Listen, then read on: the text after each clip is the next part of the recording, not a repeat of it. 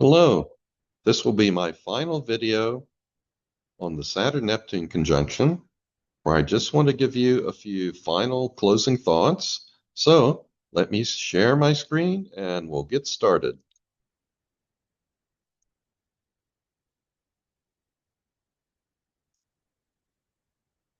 As usual, I have to get rid of a few things so that I can see what I'm doing. So just bear with me a few more seconds. And I think we're ready. The Saturn-Neptune conjunction and a few final thoughts. My thoughts for the Mundane Astrology Special Interest Group, Part 7. And my name is Christopher Benton. Okay, first, the Saturn-Neptune conjunction and the Uranus-Neptune-Pluto minor grand trine will change the world as we know it. However, whether this change will happen gradually over the next few centuries or overnight is not something I can say. Empires can fall at this time, and America and Russia are both at risk. America is at risk for civil war, Neptune in Aries, as well as conflict abroad, Uranus in Gemini, and radical transformation, Pluto conjunct the South Node.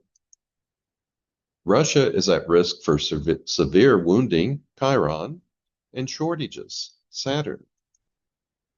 The next few years will likely be quite tumultuous for both America and Russia. In the July 2nd, 1776 chart for America, the Saturn-Neptune conjunction will take place in the 6th house, potentially affecting workers and healthcare. In the July 4th, 1776 chart for America, the Sibley chart, the Saturn-Neptune conjunction will take place in the 3rd house and closely conjunct the cusp of the 4th house, potentially affecting the people, the homeland, and the flow of information. In the natal chart for Trump, the Saturn-Neptune conjunction occurs in the 8th house, potentially relating to either debt, other people's money, transformation, or even death. In the chart for Russia, the Saturn-Neptune conjunction is conjunct the midheaven, potentially indicating a crisis for leadership. In the chart for Putin, the Saturn-Neptune conjunction is in the 5th house, but close to the cusp of the 6th house, potentially indicating health problems. Also, the 12th house conjunction of Saturn and Neptune in his birth chart suggests the possibility of assassination or self-undoing. The Uranus-Neptune-Pluto minor grand trine began in the summer of 2025, with Saturn conjunct Neptune. And, of course, sextile Pluto and sextile Uranus. Hence, the Saturn-Neptune conjunction and the Uranus-Neptune-Pluto minor grand trine are intertwined and will work together to change the world. The Uranus-Neptune-Pluto minor grand trine will expand people's minds and bring in new perspectives. Those who have found spirituality deep within will receive a boost from this long-lasting configuration. Technology and new inventions will increase by leaps and bounds and transform life for every individual. We are currently learning how to even have conversations with artificial intelligence and how to use them as personal tutors. Additionally, when robots merge with AI, it'll be a whole new world. The most harmonious day of the century may be July 21st, 2026, and this day will be the capstone for an entire month of greater harmony. The harmony that will exist among the outer planets may even soften the harder transits that will be present for America, Russia, and perhaps other countries. The 5 exact trines between Uranus and Pluto will be a continuation of the 3 Uranus-Pluto conjunctions that occurred in the second half of the 1960s. Hence, there may be a return to social protests and the best that the 60s had to offer. And we're already seeing a lot of protests around the world, in America and elsewhere, And oftentimes it's the younger generation, Gen Z, that is initiating and leading those protests. And finally, instead of arguing or complaining on social media, probably the best thing one can do at this time is to meditate and connect in a deep way with the source of oneself, the still small voice deep within, and to act righteously when not meditating. If enough people change themselves, then they will collectively change the world. It is quite possible that the higher awareness achieved by one may instantly lift up others too. As many have learned, arguing on Facebook doesn't change anyone's mind. But when we change ourselves, other people seem to change too, in my experience. Also, during much of the 10-year period from 2025 to 2035, Pluto will spend much of its time out of bounds in the southern latitudes. This is a time when people will tend to rebel. I became aware of this information as a result of the work of astrologer Rosalind Finn. She has an excellent article available at astro.com. I believe it's titled Pluto Unleashed, and you can try searching for that or try and search under the name Rosalind Finn.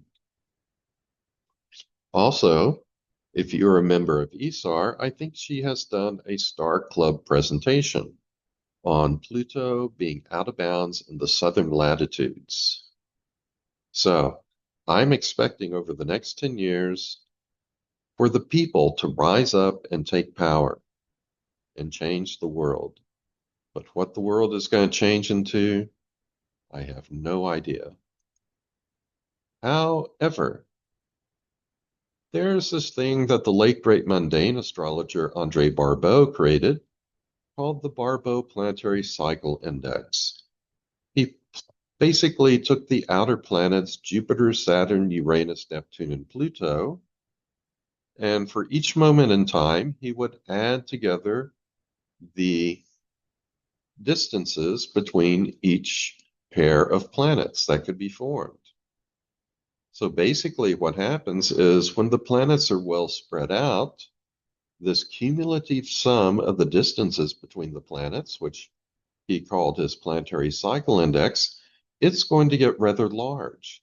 And it reflects the fact that with these planets spread out, things are more in balance. There's a greater balance between things.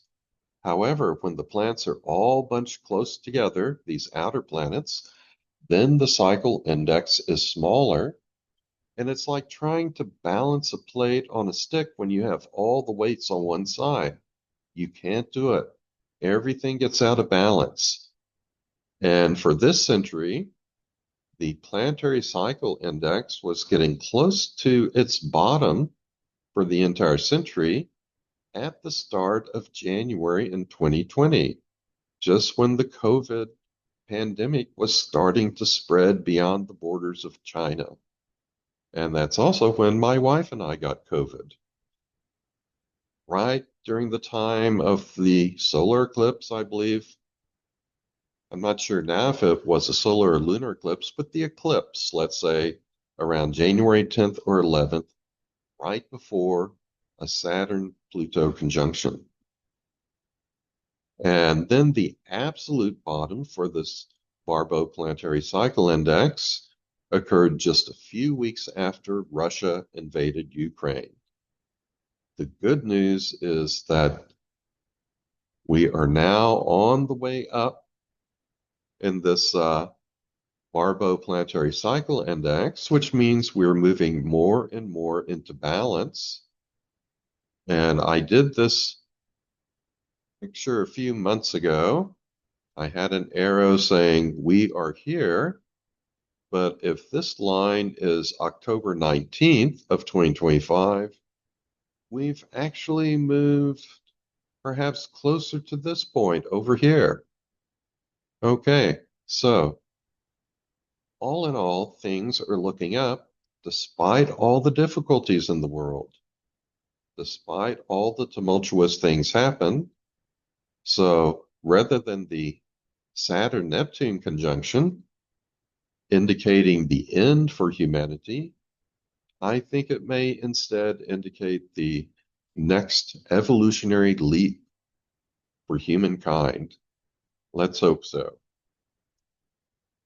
Okay, and that is it. So let me stop sharing.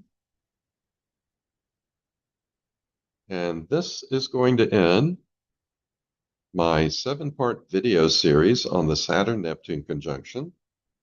I hope you have found it interesting. I hope you have found some things about this conjunction and the Uranus-Neptune-Pluto minor grand trine that will accompany it. I hope you found some things which are new to you, useful, and perhaps thought-provoking. And even though there can be some rough times ahead for America and Russia, let us all endure and let us all try and find our spiritual center within, that deepest, holiest part of ourselves at the center of our being, the source of our awareness, whatever you prefer to call it.